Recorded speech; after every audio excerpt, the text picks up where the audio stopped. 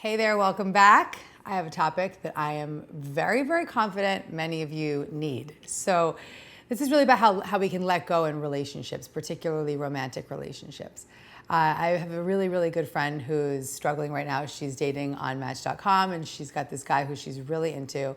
And every week I go, and she's actually my hairdresser. She does my hair, and she just tells me, this is happening, and he hasn't called back, and he's not texting me back. And she's getting really, really heady about how to control the circumstances and how to make him do what she wants him to do. And then she'll go into that place of being like, okay, well, he's not calling me, so screw him, it's over, I'm moving on.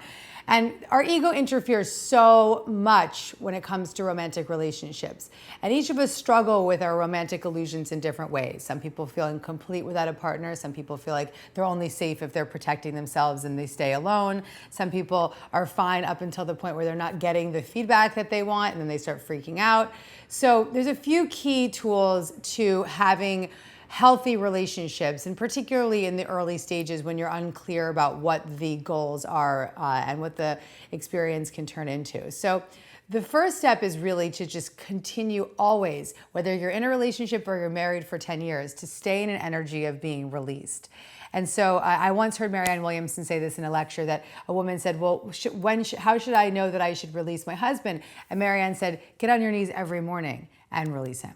And so be in that energy of I release you, I release you, I release you. Make that your mantra, I release you, I release you.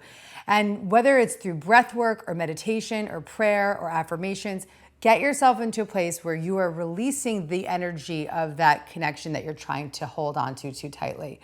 When you release people, you allow them to show up in the way that they are meant to show up. In that loving, released energy, you allow them to be who they need to be, and you allow them to show up in a way that's going to be authentic.